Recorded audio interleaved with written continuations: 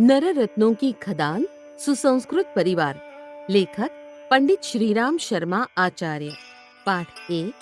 सुसंस्कृत व्यक्तियों की निर्माण भूमि परिवार।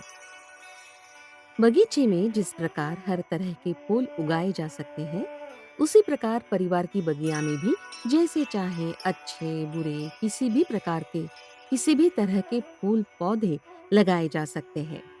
परिवार को यदि ठीक प्रकार से सुगठित और विकसित किया जा सके, उसे आदर्शवादी ढांचे में ढाला जा सके, तो उसी परिधि में समस्त समस्याओं को हल दिया जा सकता है। इस दिशा में प्रत्येक विचारशील व्यक्ति को ध्यान देना चाहिए। इस संदर्भ में यह मानकर चलना चाहिए कि परिवार एक प्रयोगशाला है। किसी भी क्षेत्र में कौशल को निखारना हो, तो उसके लिए अनिवार्य रूप से एक कार्यक्षेत्र चाहिए। वैज्ञानिकों को प्रयोगशाला की, पहलवानों को व्यायामशाला की, डॉक्टरों को अस्पतालों की, अध्यापकों को पाठशाला की, शिल्पी को कारखाने की आवश्यकता पड़ती है।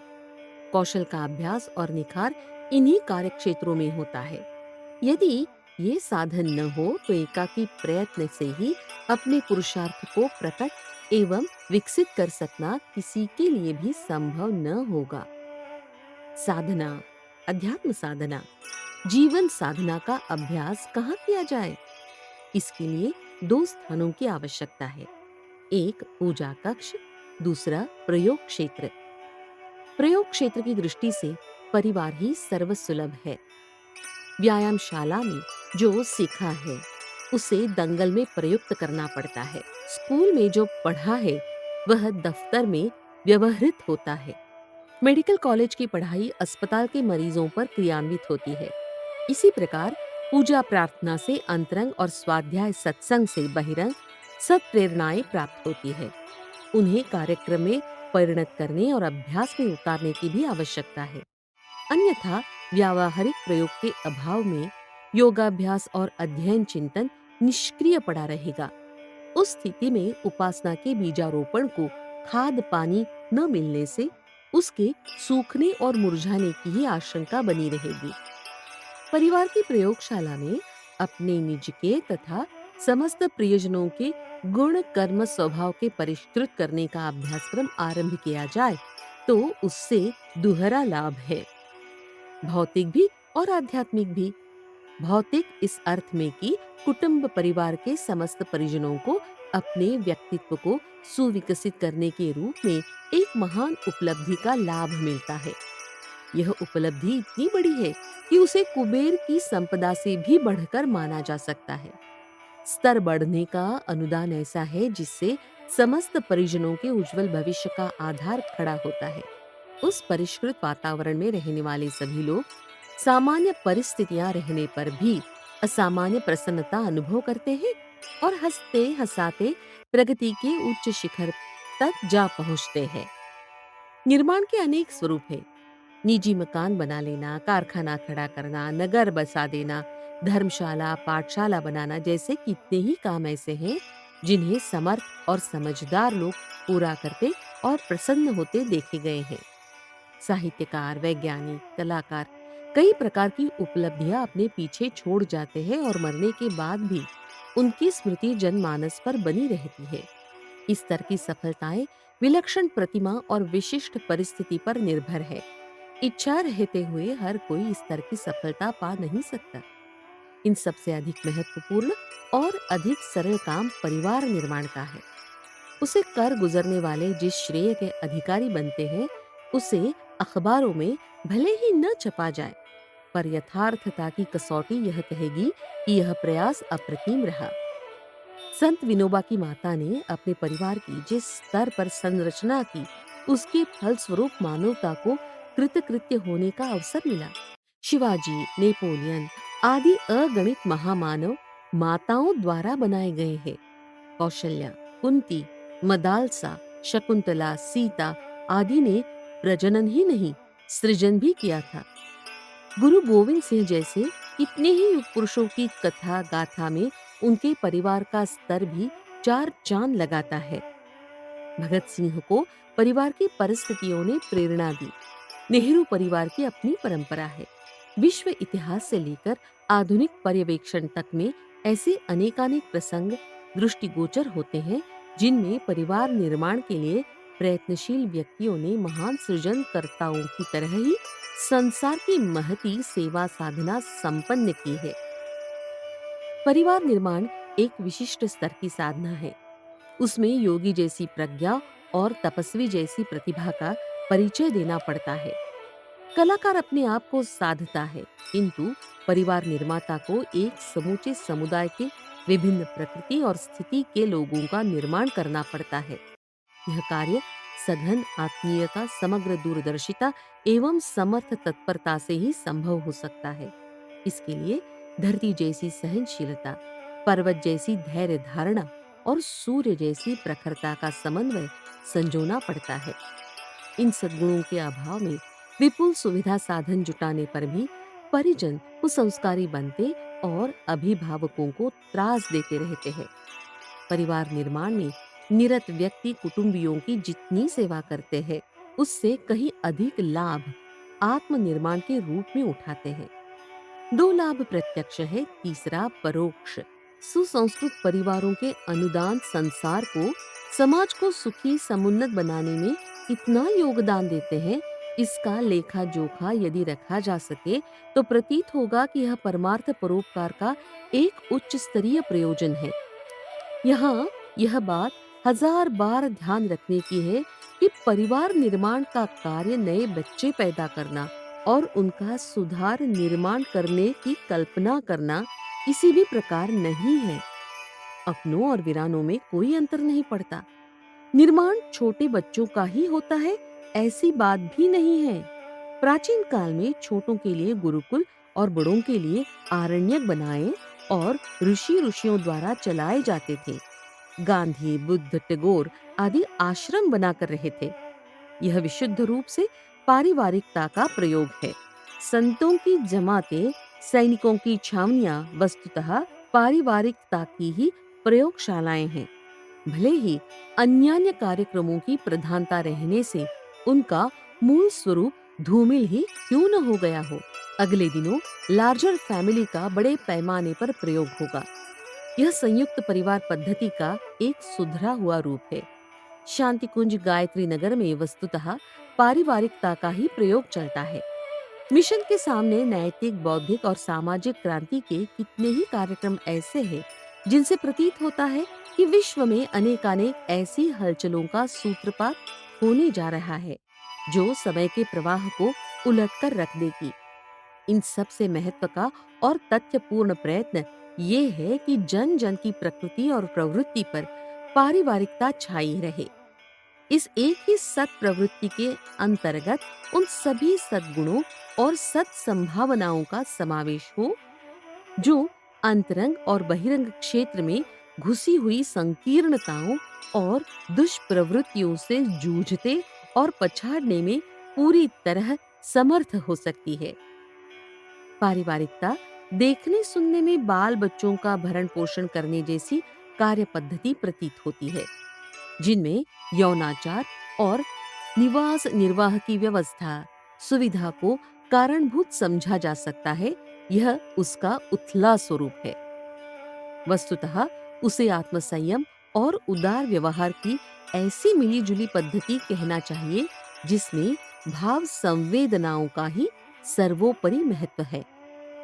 अभिभावकों द्वारा संतान का भरण पोषण, माता का शिशुओं के प्रति वात्सल्य, भाई और बहन के मध्यवर्ती पवित्रता, पितृजनों के प्रति श्रद्धा, पत्नी का पति को परमेश्वर मानना, पति का पत्नी को अर्धांगिनी की मान्यता देना, उपार्जनकर्ता की उपलब्धियों का सहवितरण जैसी गतिविधियों का स्वार्थपरता के साथ कोई तालमेल नहीं बैठता।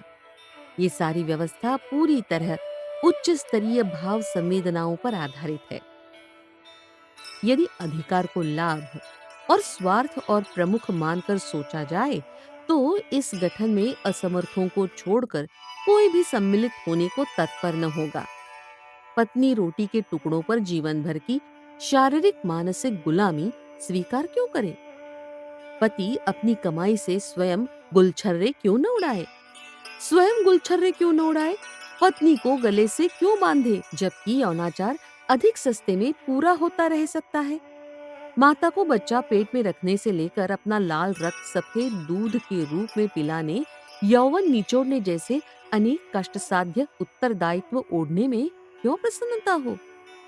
वयस्क लोग वयोवृद्धों की सेवा शुश्रूषा क्यों करें, जब अर्थशास्त्र में वयोवृद्ध बैलों को कसाई के हाथ बेच देने के समर्थन में अनेक तर्क और लाभ सुझाए हैं।